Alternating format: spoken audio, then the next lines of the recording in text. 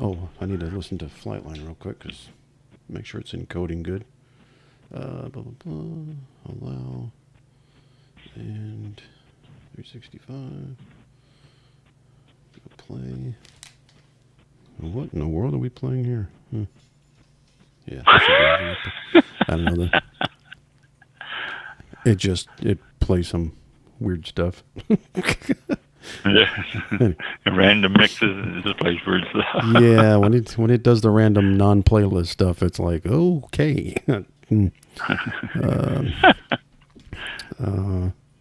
Should be catching up here in a minute. So anyway, we're live on Facebook and Twitter. 1 minute until showtime. Oh, we have 1 minute left. Next round, YouTube. We're getting on YouTube now. Is it coming up? Yeah, now we're on. We just took over Flightline Radio. YouTube. Yep. Hello, YouTube, everybody. Okay. Next round. So that's good. All right. Get ready for the... I have a chiropractor's appointment tomorrow morning. Oh, my gosh. I am looking forward to that so much. My body in pain and different pain in my legs and stuff. And every time I go see him, he adjusts, and it feels great for about 8 days. But I see him every 2 weeks, which is 14 days. So, I mean, for just that short period there, it starts getting worse. And I'll see him tomorrow, and I'll feel great for... short time. for 8 or 9 days, and then I'll start hurting again. Oh, well. Maybe I should ask. Your show will go live in 5 seconds. 4, 3, 2, 1. Boop. 1. Blog Talk Radio. Here we go. This is All About Wine, the talk show dedicated to the wine industry since 2009. Featuring winemaker, cellar master, vineyardist, and tasting expert, Ron. Basically, what we're trying to do on this program is just trying to educate people and trying to make wine less confusing and more friendly.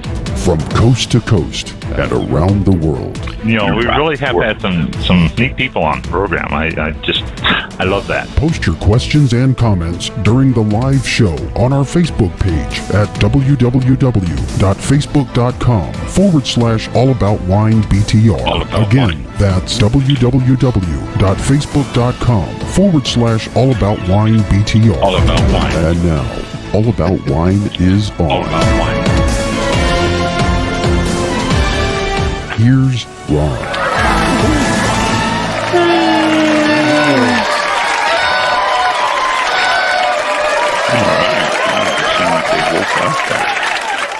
And there we are. We are live, folks. So welcome to the show. It's Thursday, May the 4th at 7:01. May the 4th be with you. Yes. I've heard Star Wars Day. I have heard people on Facebook, some of my friends say, I never want to hear that phrase again. So naturally being who I am, I had to go up there and go, well, May the 4th. Oh, I just read your post. Sorry. Oops. Or put it in the comment section on their post. Yes. Yeah. Yeah. Well, they posted something at random and they said, oh, today is, I forgot what it was. It was John over in Orlando, somebody I used to work with. And he posted the thing, don't send me, or I don't want to hear, May the 4th be with you. And then he posted another thing that today was some Saint Florian. Who was it? Something Saint Day. Oh. So in the comment there, I go, hey, may the 4th be with you. And then down below that, I put edit. Oh, I just saw your other post. Sorry about that. So, you got to take it too. So, and he unfriended you. Yes. No, he kind of, I don't know, went with it, I guess. But yeah, it's pretty cool. So those of you who are still here after that, thank you. May the 4th be with you. Tomorrow's Cinco de Mayo. Yeah. The Mexican battle that they won. I knew the story, but I don't remember it right now. But Cinco de Mayo. And I also have heard that we in the United States actually celebrate Cinco de Mayo more than the Mexicans do. Yeah. We just celebrate to celebrate, but yeah, it's just surprising. Big thing for us, but yeah, it's not really a thing in Mexico. Not so much. Yeah, exactly. Yeah.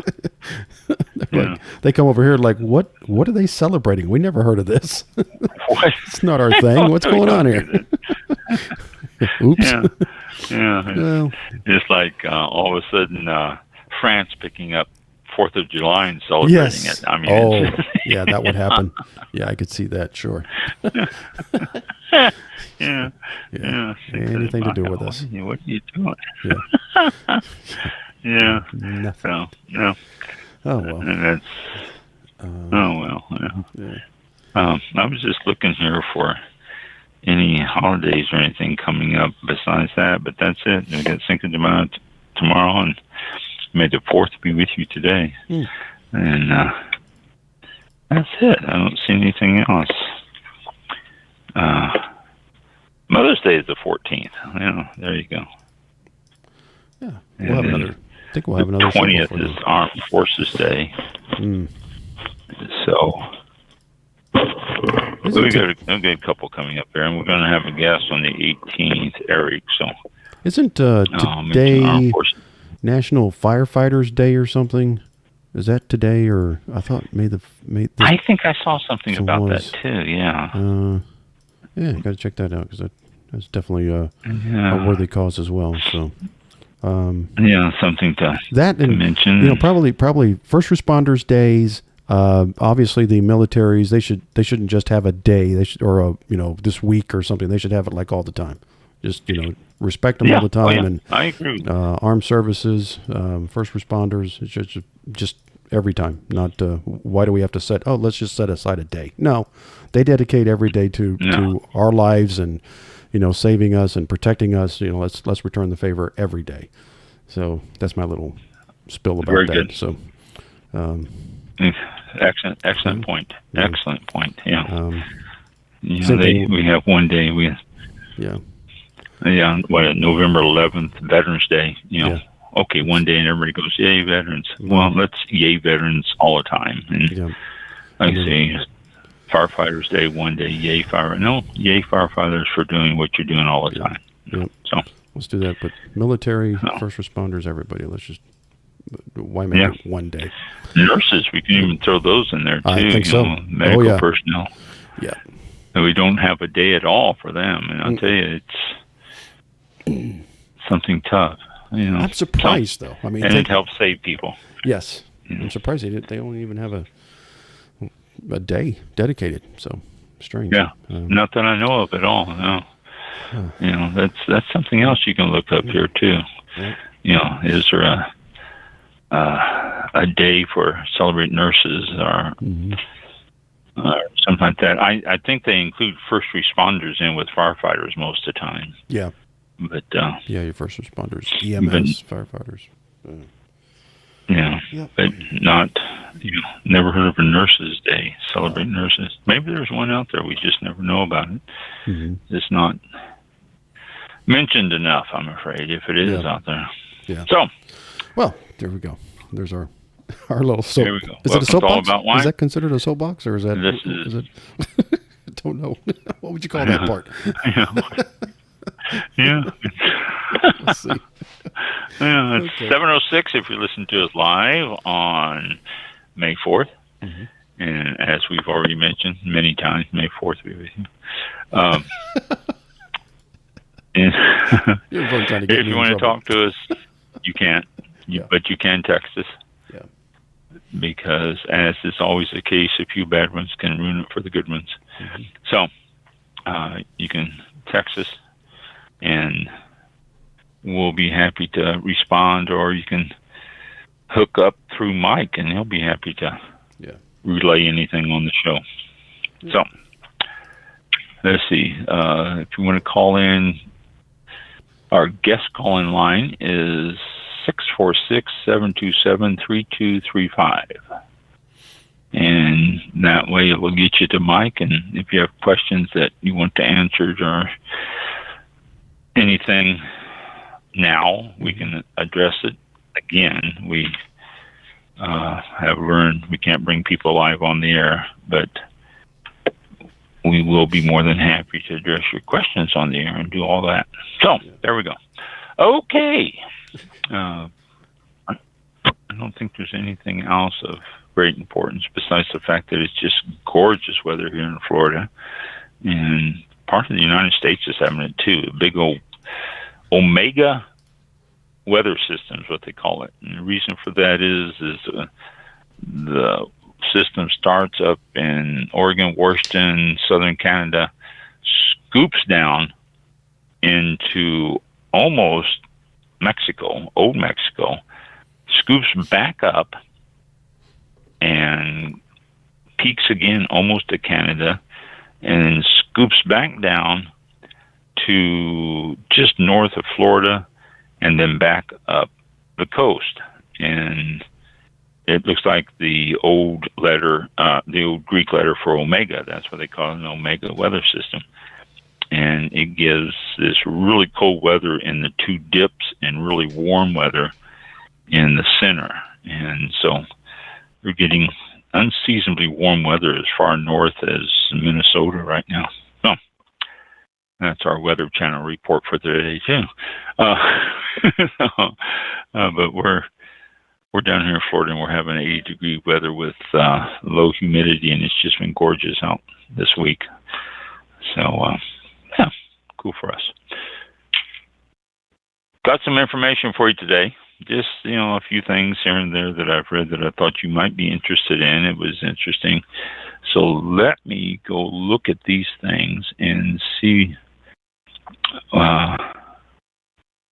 what I've got. Sparkling wine. Cava. That is the Spanish wine for sparkling wine. Cava. And Cava sales are usually pretty strong, but in 2022, they reached an historic high. Total of 249 million bottles of Cava were sold in 2022. That is a significant 4.5% increase in sales across export and domestic markets compared to 2021. Great jump in Cava sales is extremely positive and highlights the product's resilience, they say, especially considering the challenges in the previous years.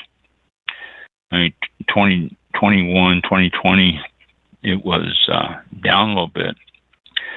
Export sales accounted for 69% of Cava's total sales, with Germany maintaining its status as the Cava's most important international market, which surprised me when I first read that. Germany, they were right there next to France, reasonably close to the Champagne region and that whole area, and yet they are the biggest importers of Cava.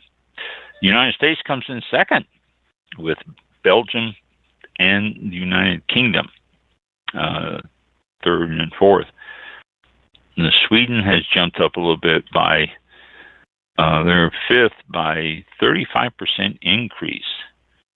35% increase in Sweden. That's just amazing. Japan is next, 3.5%.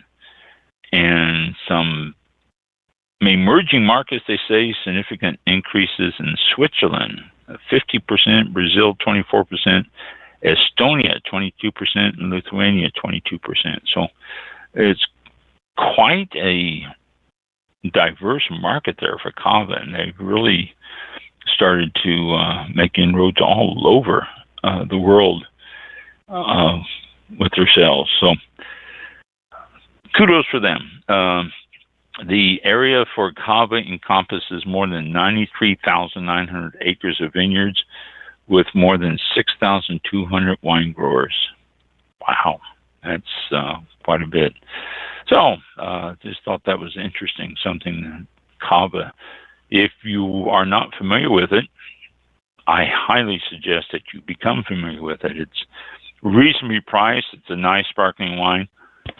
Excuse me. And it comes in a variety of different sweetnesses.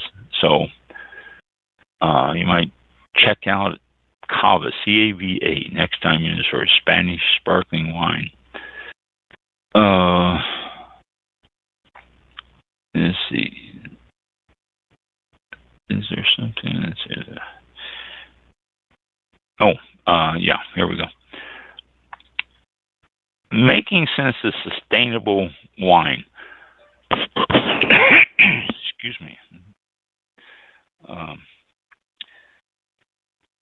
And this is a long article, and I read through this, and there's a few things I just want to point out. People get confused about sustainable wine. It is a confusing thing. Most national or regional sustainable wine growing labels, such as the Certified California Sustainable Wine Growing, or Sustainability in Practice, which is the SIP certified, and we've talked to people about that too. There's also Haute Valeur Environmental, HVE, or Viticulture Durable, as in Champagne, are all centered around the sustainable wine concept. It's different standards.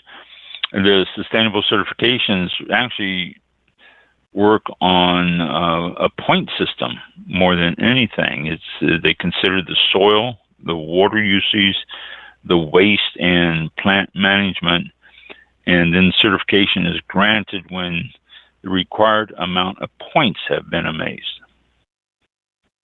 Interesting. So it's not just, this wine is sustainable. It is everything at the winery that comes into play.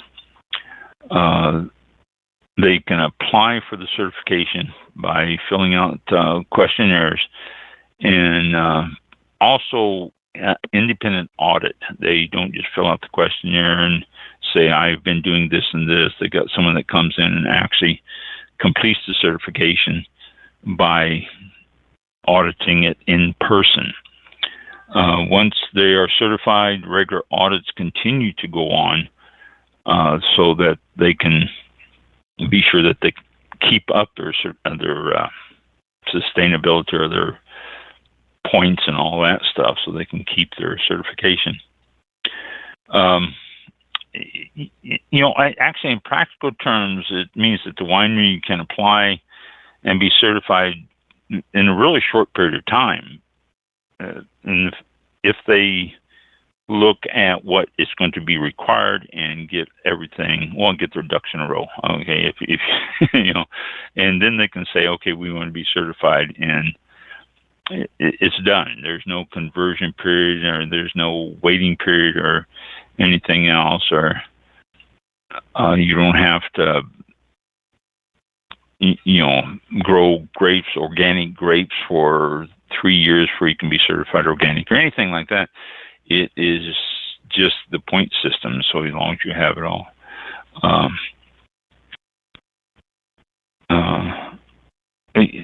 Certification also means that herbicides and fertilizers and pesticides and fungicides and insecticides are still authorized.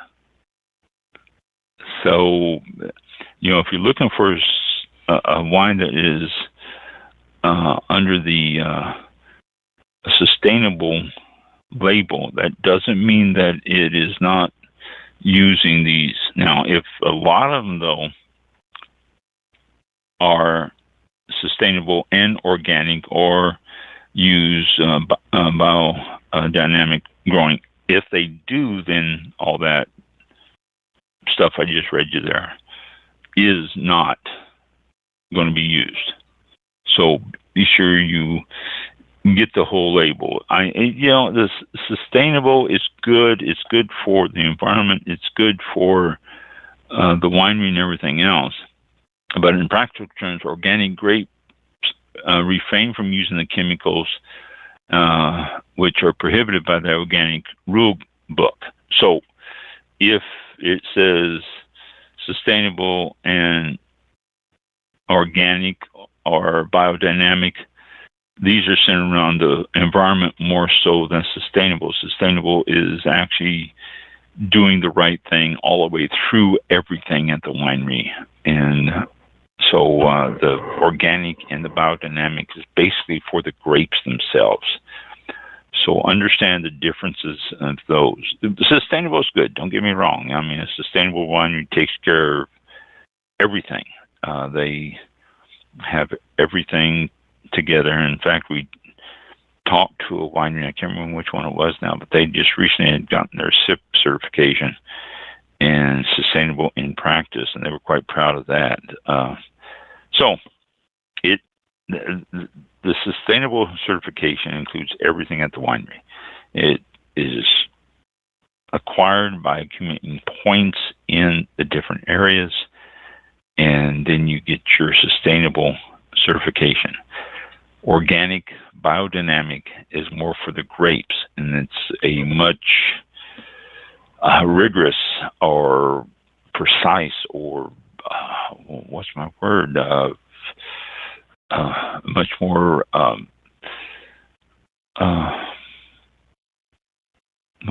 precise, I guess, is a good word for it, for taking care of the vineyard. And so, remember that organic certification is one of those I just told you. It's a 3-year conversion period, and you have to be required before certification can be obtained for 3 years. And then the conversion period is needed to actually detoxify the soil and the vines from the chemicals that were used in the past. And they figure it takes 3 years to get it to that.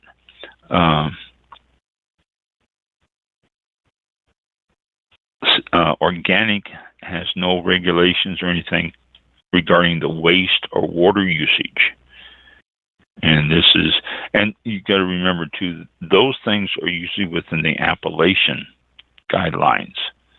And Napa's an appellation and all that. AVA, American Viticulture Areas, appellations. So those are the areas that take care of the water and the waste usage and all that. So the idea of being organic is to reestablish the natural balance of the vineyard, and which means basically eliminating chemicals that kill everything. And it promotes biodiversity in the vineyard when you start, when you stop killing everything. And organic certification is regulated by state laws in Europe and the United States. And audits are required during the conversion period, but once certified, to make sure the producers continue to comply with certification. So they're being checked on that again, just like for the sustainability. And it will, continues to do that. The European, since I'm mentioning organic here, European Union created an organic wine category in 2012 that specified that all additives used in the winemaking process need to be organic and cannot be derived from genetically modified organisms or GMOs. That is, if you are organic in the European Union, it's a little bit more strict. This is the more stringent sulfite restrictions also apply, and the winemaking process needs to be traceable and transparent. And we're going to talk about, transparent and traceable a little bit too. To obtain the biodynamic certification, a producer needs to be organic as well as adhere to more holistic farming approach.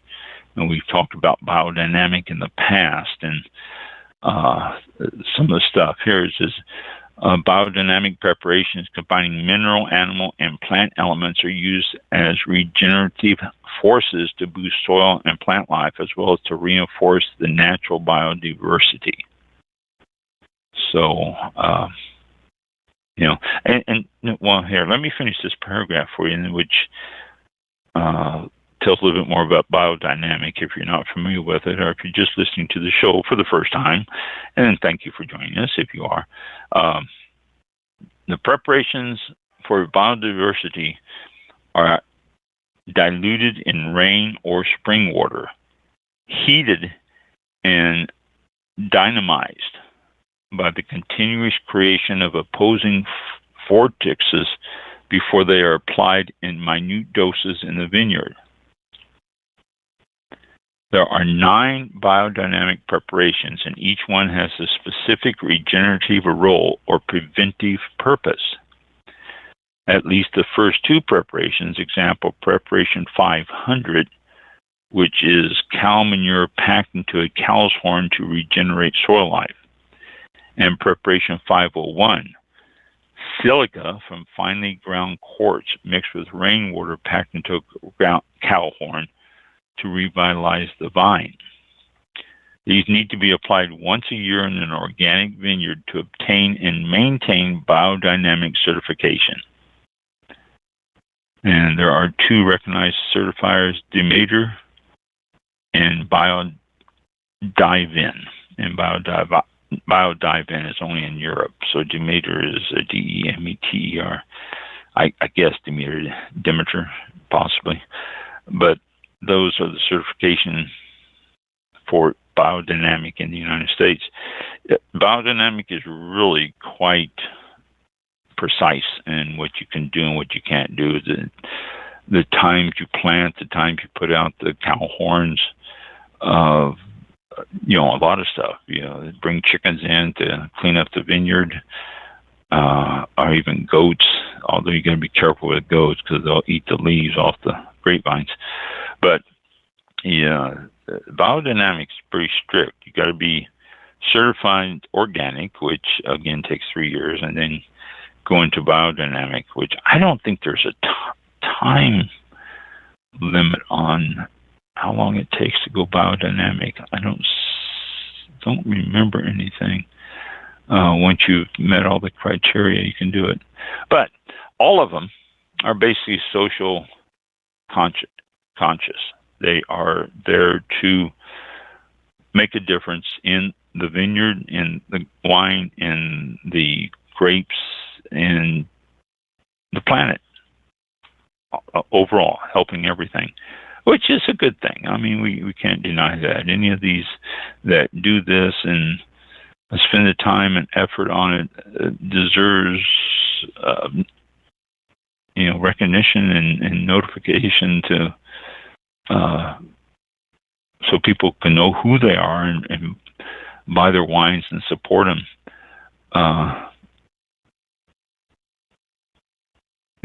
Although you got to remember, here it says here, nonetheless, because the ambiguity attached to the word sustainability, the consumer often incorrectly believes they represent real ecological benefits, and they don't. Sustainability is good. It's good all the way around, but it's not real ecological benefits when it comes to what organic and biodynamic do.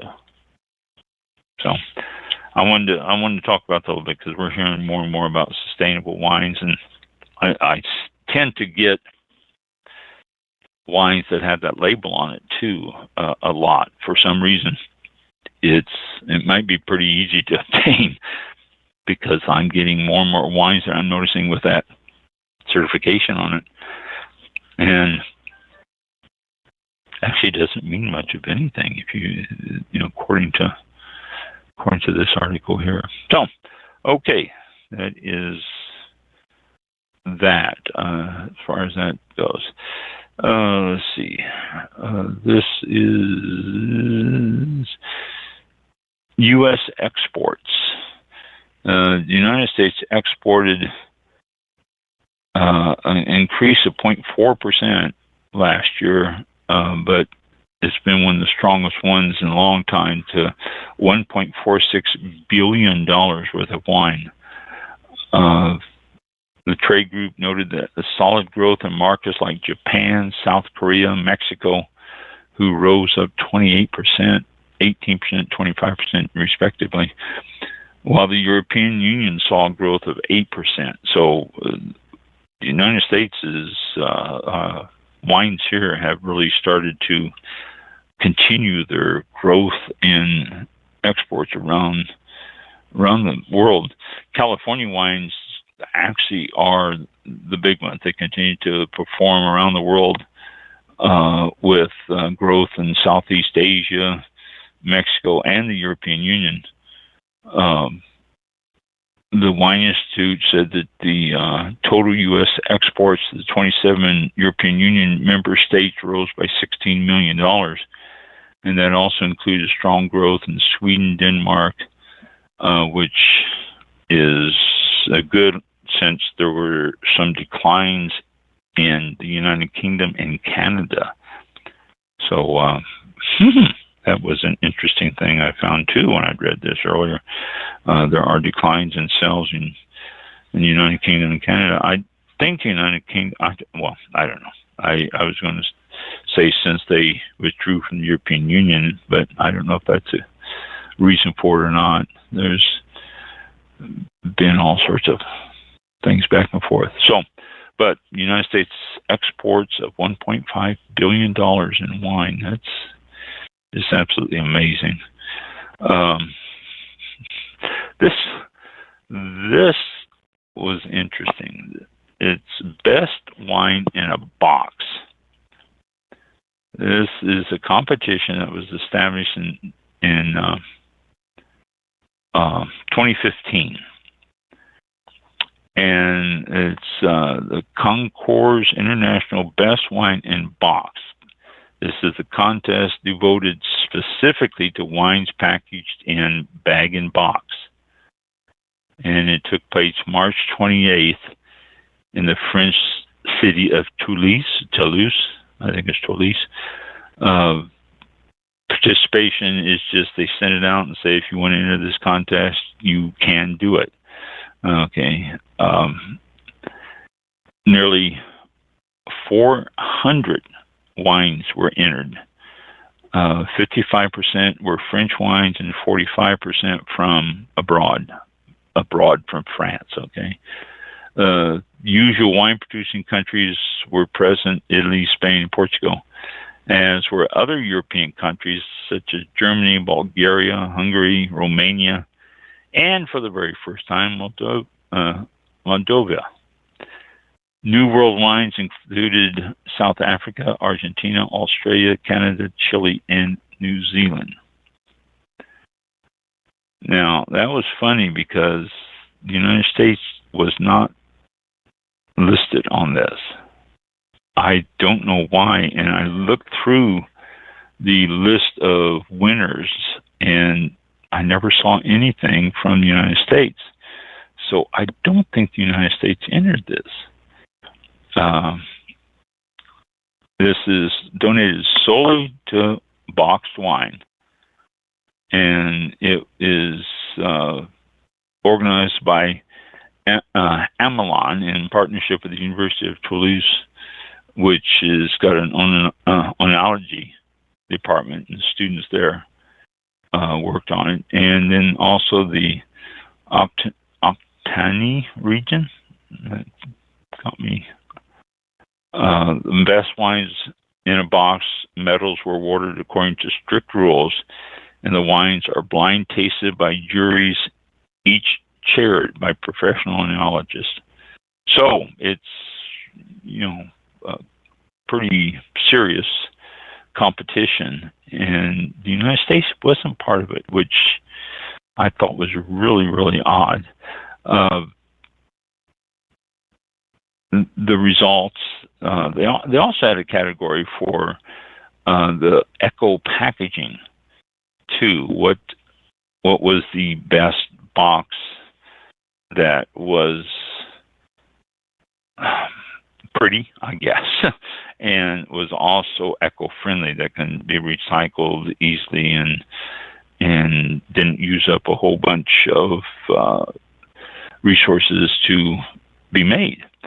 The tasting was on March 29th, this past March 29th, and the results were odd. The number one in the whole thing was a rosé from Romania, and it was a 1958 Nil-High Sin Vino Rosé. Now, 1958, why are you aging? I don't know. The whole competition is really quite prestigious, and it just seemed odd the way the whole thing was judged. I mean, a 58 rosé, geez. I mean, and then they put it in a box. I have to think, what they do this just for the competition so they win first prize? I don't know. That's just strange. But there's all sorts of wines here and all sorts of stuff. There's rosés and Blanc, and third place went to a Aitos Blanc from Chile. But the producer was from France. It's just, different producers from all over the place, and you see the same producer popping up quite a bit here. But a lot of French wines in here, Portugal and stuff like that. So, but over 400 wines in a box were judged from around the world, and like I say, most of these winners here are from France, because most of the most of the entries were from France. But I just thought it was interesting that here, I take that back. I said none from the United States, but here is one from the United States. This is the Outlaw Chardonnay from USA, and the producer is Globus Wine. So, that's the only one I saw. So maybe the United States did enter, and there was just absolutely no mention of it, or only one winner. But a wine in a box competition, that just seems odd, if you will. Okay. Let me go on to, okay. This is something that caught my eye, especially in the fact that I have a couple of ant bites on my foot now, which I don't know where I got them, but fire ant bites on my foot, because whenever I get them, they welt up like fire ants do. If you're not familiar with fire ants, I think they were from Argentina originally. And this article is about Argentina ants, but fire ants are originally from Argentina, and they worked their way up through the Central American countries and up to Mexico and into the United States, Texas originally, and they spread across the southern states. It's a warm weather ant. From what I understand, I don't think they can survive cold, but they're called fire ants because if they bite you, it's felt like a match that was on fire was put out right there at that spot, and it hurts, to say the least. Some people are very allergic to them. I get little welts, real red welts from them, like most people do. They are all over, and you got to be careful in fields and stuff, because if you aren't, you can step on them, and they are very aggressive, and they will swarm attack you and start biting you. We are constantly trying to kill them everywhere here in Florida. I had a bunch out at the winery. When the winery flooded, the fire ants have the ability to just bundle together, crawl on each other, and just float. And they will float until they find land again, and then they will stay there. But fire ants are a nasty thing. And like I said, I think they were from Argentina, as is this article about ants. Argentina's having a problem with ants.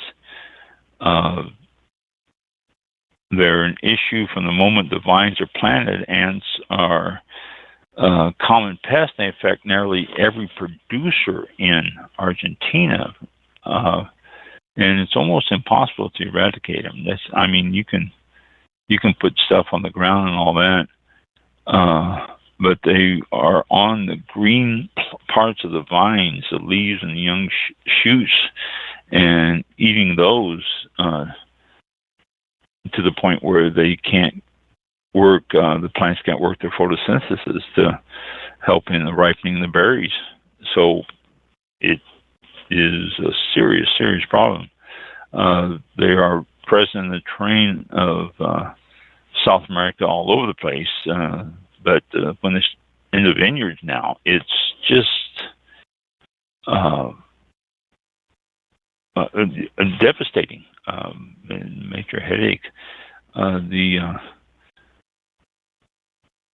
One of the problems that they have is they're trying to go more organic, and since they're going organic, and like I just talked about, how you can't use all these different things, the these killer ants, they call them, are multiplying. There's nothing to stop them that's strong enough in the non-chemical way, the organic way.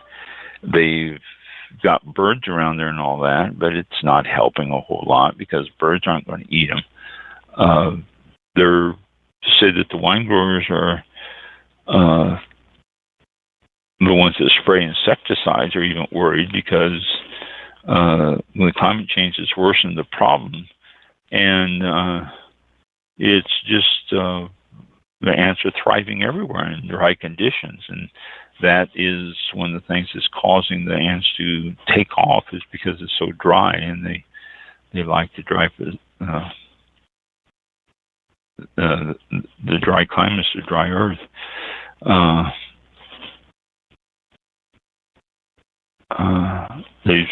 They said that they've tried all sorts of stuff and everything, and nothing's worked. And because it is dry too, they're starting to have problems with wild hogs, which just about everybody in the world seems to be having a problem with wild hogs.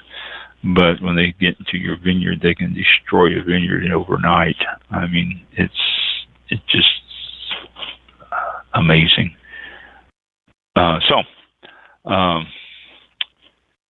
You see major damage being done by the wild boar population, and there's no solution. In 2018, 2 French hunters were injured in the region of the Loire when a wild boar attacked them, and they said the animal weighed about 220 pounds.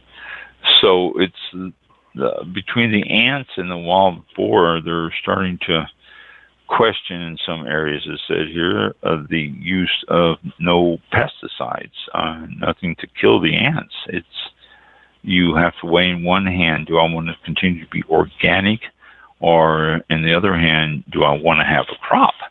And a lot of times the answer is very simple. You don't sacrifice your crop just trying to stay organic.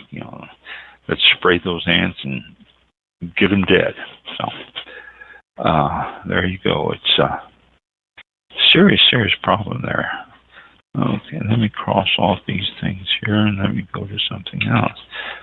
Speaking of serious problems, let me get to that page here. Speaking of serious problems, there is,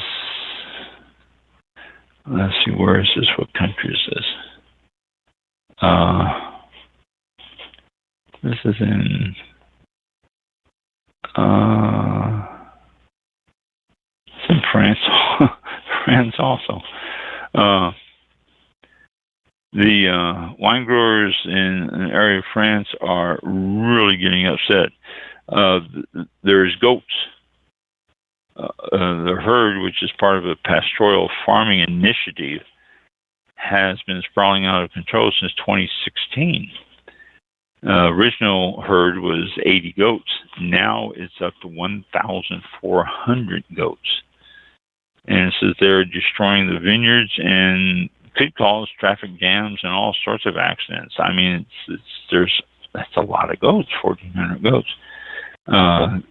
They put up electric fence around vineyards, but the goats are just jumping over the fence.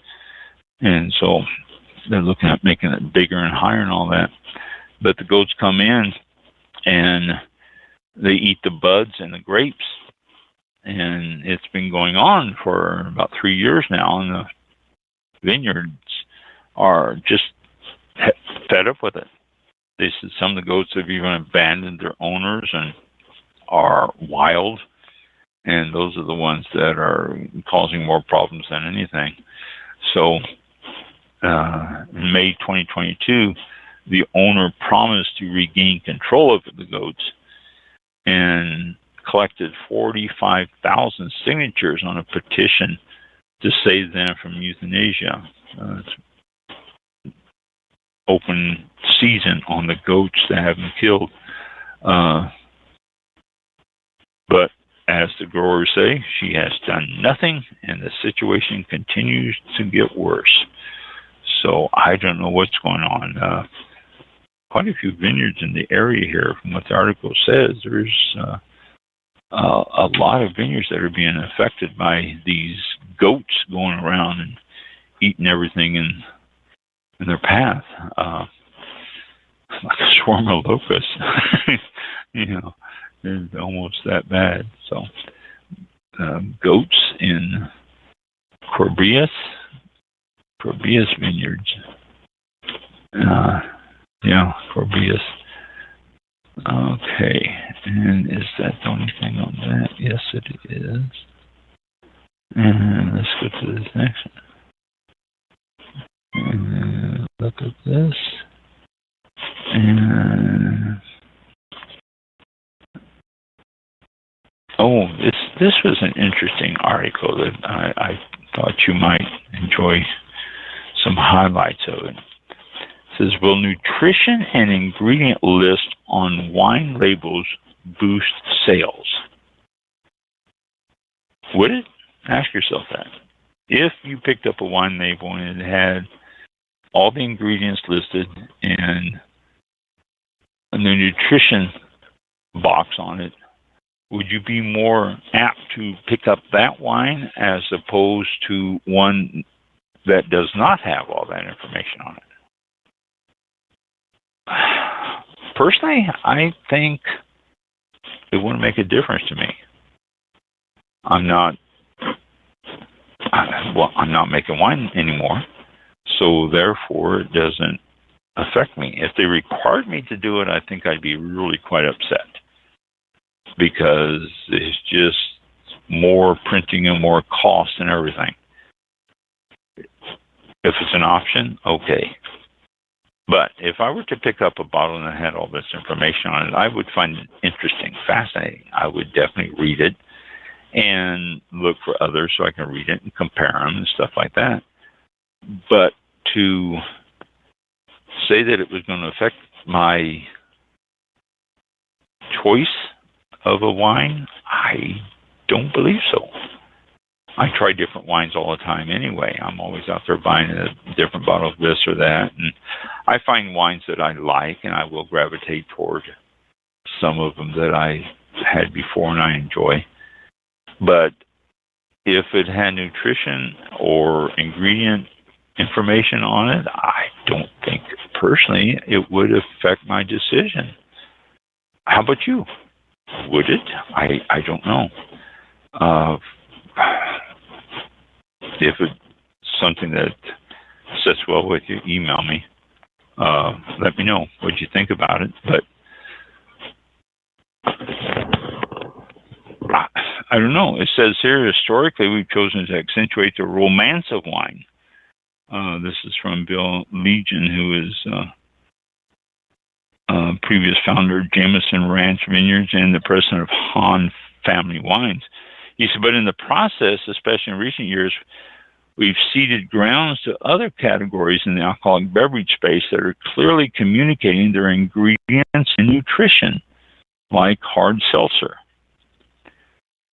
He continues, this is especially frustrating because from a health standpoint, wine is much purer and quote-unquote healthier than seltzer. But we can't put that information on our label in so many words, okay? Yes, and that's another point, too. You can't say wine is healthy. You have listened to my show, for those who are not new. You have listened to my show, and you've heard me read scientific studies and group studies and all sorts of stuff that say wine is healthy and it's good for you. Wine is not healthy and it's bad for you. Wine is healthy and it's good for you. Wine is bad for you. Don't drink. I mean, it goes back and forth. There's been no solid, conclusive evidence one way or the other by all of these studies. I believe it's healthy for you. I guarantee you that red wine is going to help your heart and it's going to help you overall, and you drink enough of it and help your disposition, we would hope too. But nothing has been done that you can put on the label, wine is healthy. Wine is good for your heart. You can't put that on the label. You can stand there and tell people wine is good for your heart. You can stand behind the counter or the tasting bar and say red wine is good for your heart, but you can't put it on the label. And nobody's going to disagree with you too much if you tell them that wine is good for your heart. But again, you can't put it on the label. So, industry is in a state of flux right now.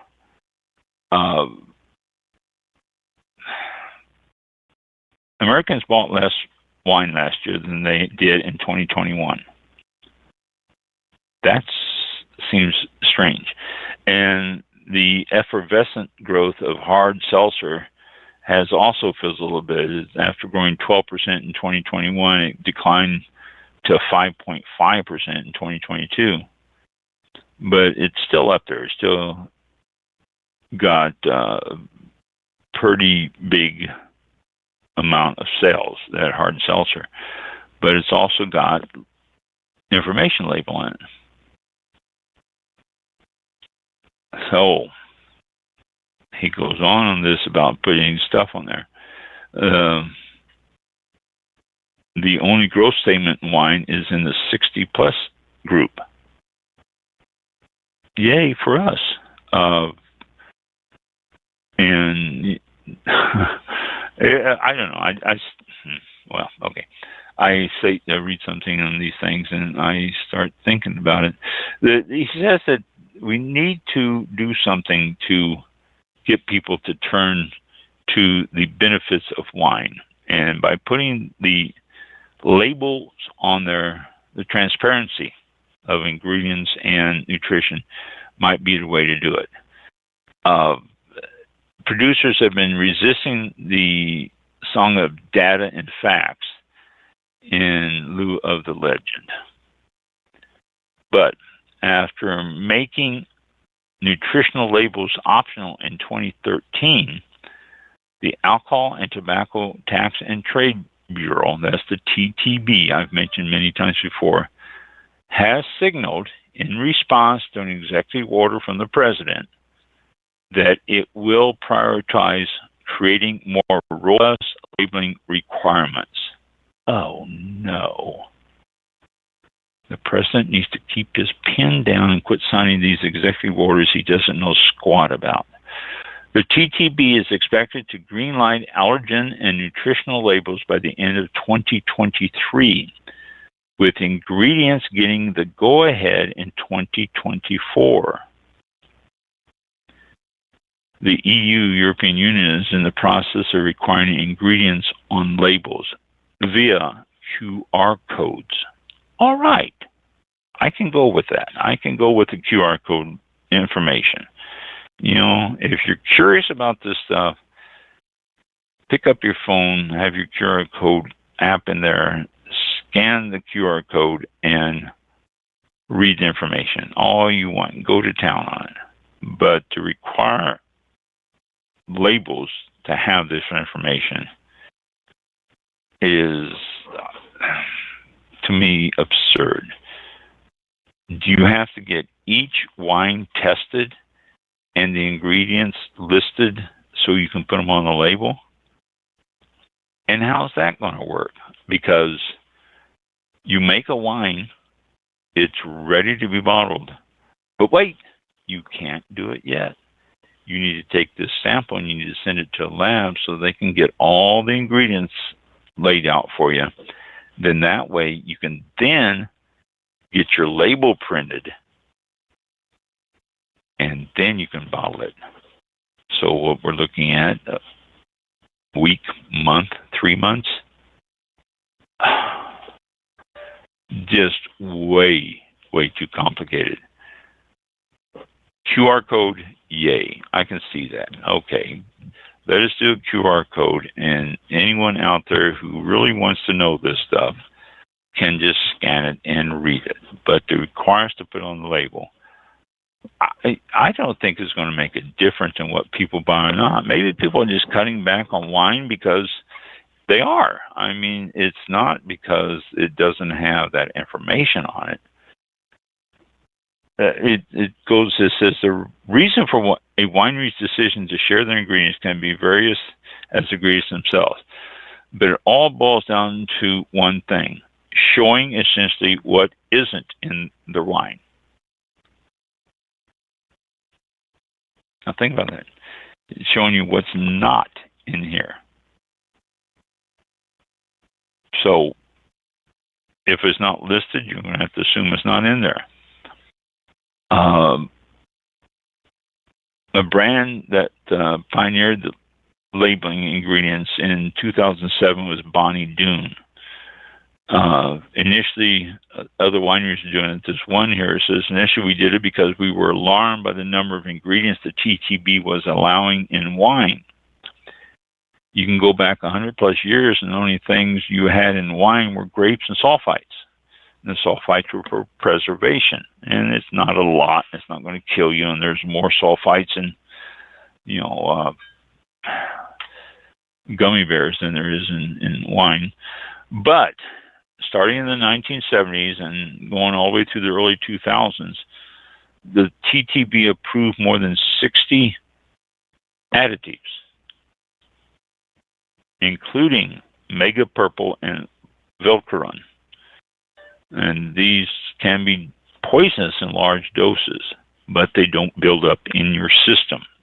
So it's not like, oh my gosh, I've been drinking red wine for X number of years, so therefore all this is built up and it's going to kill me. No, don't worry about it. And Mega Purple is used a lot, or different. Mega Purple is the name he used here, but there's a lot of other names for different manufacturers that do it. And what it is just a high concentration of coloring from grapes that you add to your grape to give it a little bit more color. All right. It's not particularly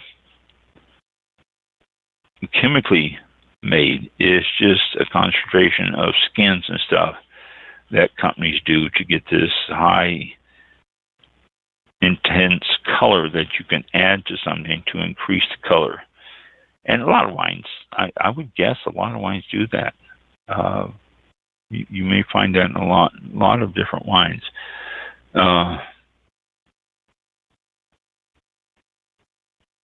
Let's see. It says that the younger generation, particularly Gen Z, wants more guarantees from the brands and from the wines. They want more transparency. Yeah, well, why? Why the younger generation wants more transparency? Because people tell them you want more transparency, and they go, yeah, we do. I don't know if that's really the thing. I know I'm editorializing a lot on this here, but it sort of drives me nuts. The label. What we're going to have a fold-out book of label.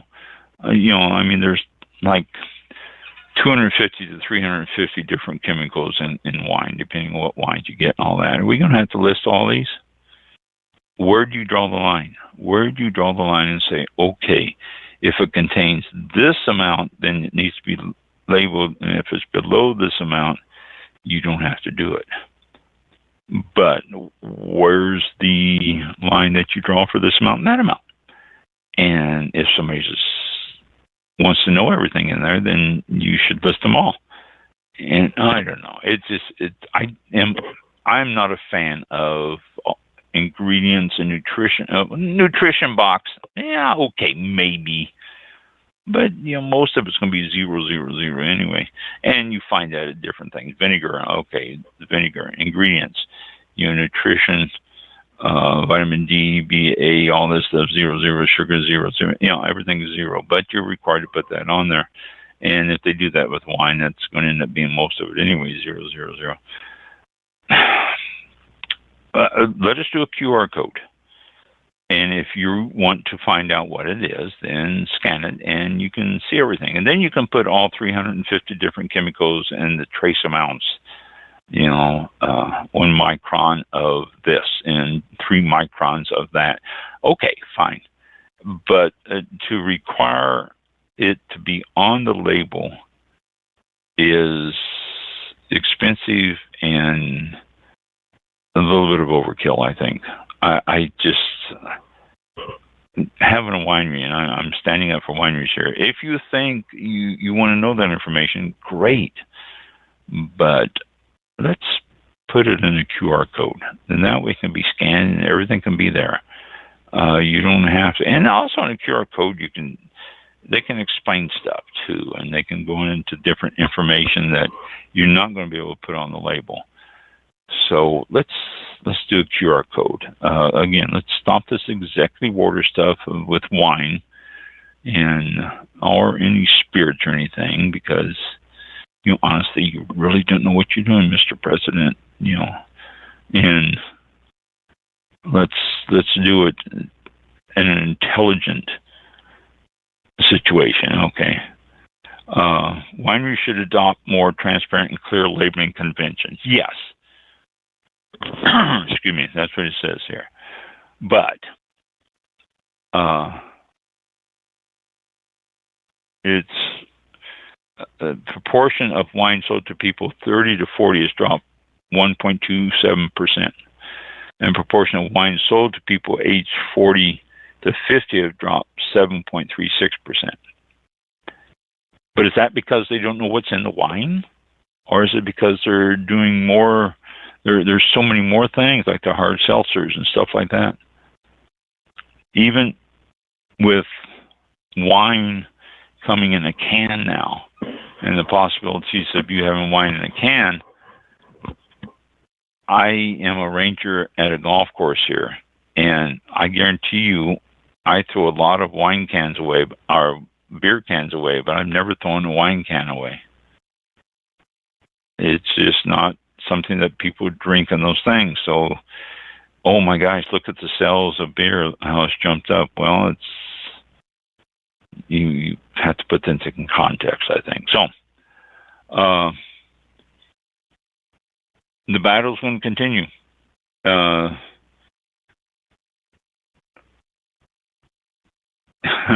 It says the screaming outrage that resulted when photos of a wine list divided by calories emerged online suggest otherwise. Turning negative growth into positive growth surely isn't just a matter of splashing 100 calories per serving on a bottle of Pinot Noir, but it may help turn this slow-moving ship around. Yeah, I don't know. It says wine list divided by calories. Restaurant. South African red wines appear to be lower calorie choice than other Southern Hemisphere red wines, according to the Morton's Steakhouse National Wine List. And they have a wine list, and this is Argentinian red, 605 calories per bottle. Chilean red, 605 bottles per bottle. Hungarian red, 605 calories per bottle. Australian and New Zealand red, 610 calories per bottle. And it, let's see. I was trying to see where it says about South African. But here, Jamie Good, who wrote books, who is a great author, I love his books, blasted the list structuring. He said, what a stupid idea and not based on reality. So, when you start labeling stuff by calories and things like that, let's put it in context. All right, let's do the QR code. Put me down in the QR code column, not on all this other stuff. So, gee, how do you really feel, Ron? So there you go. That's my rant for today, I guess. Hey, got a good point. I don't understand. Maybe it's the times we're in right now. It hadn't mattered for how many centuries that. I mean, they're finding bottles from thousands of years ago. Now, all of a sudden, we need to know what's inside of it and the nutrition info. Things are changing, and it's just, Yeah. It's great. Well, and again, if you want to know it, QR code on the bottle. Yeah. The QR code can take you to the website. It takes you to nutrition. Take it to the website, and then click here for nutrition information, and it drives people to the website. And I don't know. I just, I think it's crazy to have to list everything on the label. Right. And the logistics of it, that's the thing too. Okay. Every year it's going to change. Mm-hmm. There's going to be some changes in those ingredients. Yeah. So you're going to have to get a new label printed every year. So therefore the cost is going to go up. And therefore, all of you people listening, your cost for a bottle of wine is going to go up. Mm-hmm. Yeah. They're not going to absorb that in a winery. They're going to pass that on to you. And if they have to print a new label every year, and if they have to get these ingredients chemically analyzed in a lab, that's going to cost them. All this stuff is going to be factored into that bottle of wine you're buying. Yeah. So, I don't know. It drives me nuts. Then we got our president decided to put his signature on it, and yeah, leave it alone. Yes. Really. That's amazing. Okay, so done with my rant for this week. Yeah. It was good. It was. Let's see. What are we doing? The 11th, May.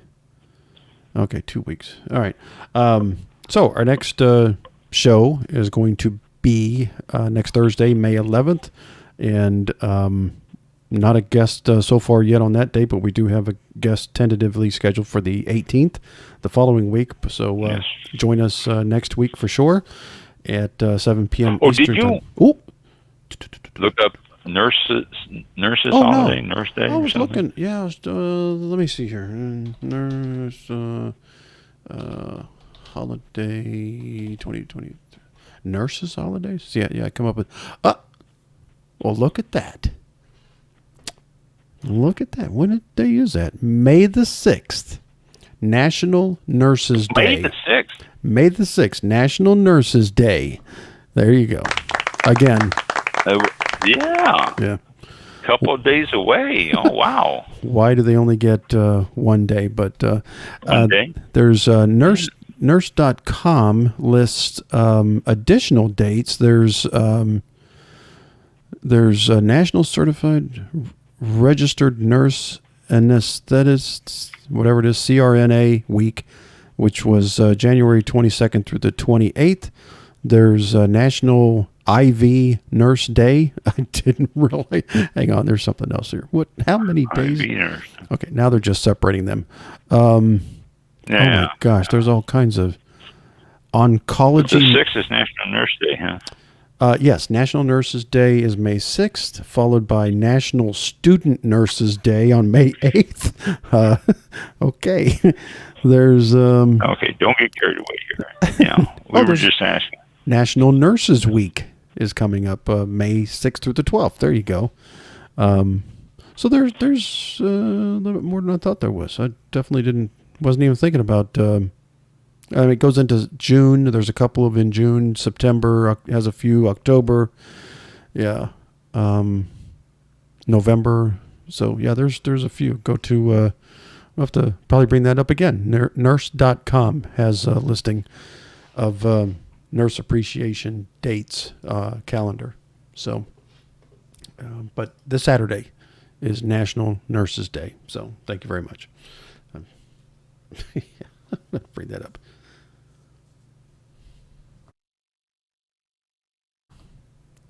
I think I lost Ron. Ron, I don't hear you if you're talking. I just realized that I mentioned something and it's silent here. Am I silent here? No, I can hear. Hold on a second. Let me run this. Yeah, I can hear that. Ron, are you there? Well, let me play something from here. Hold on. Yep, I can hear Blog Talk Radio. Ron, I think you've gone silent. I don't know why, but all of a sudden there's no audio coming from you. So, with that said, oh, you know what? Isn't that something? Wow.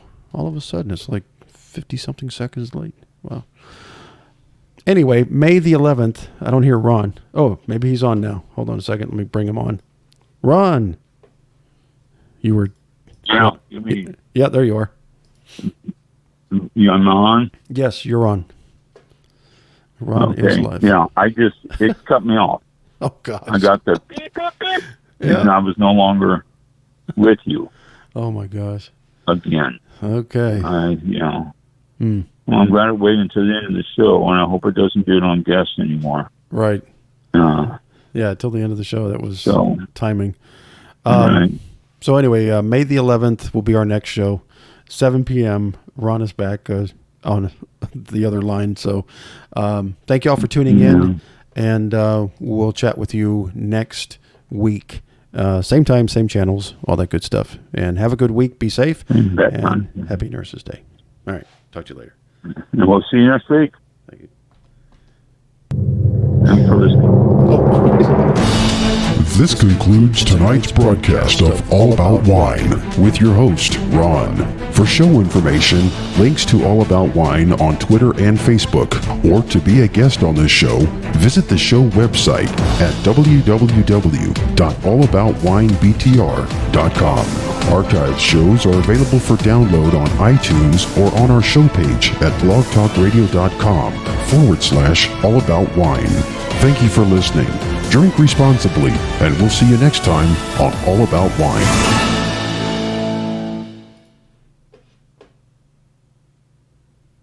Yep, there we go. Psh.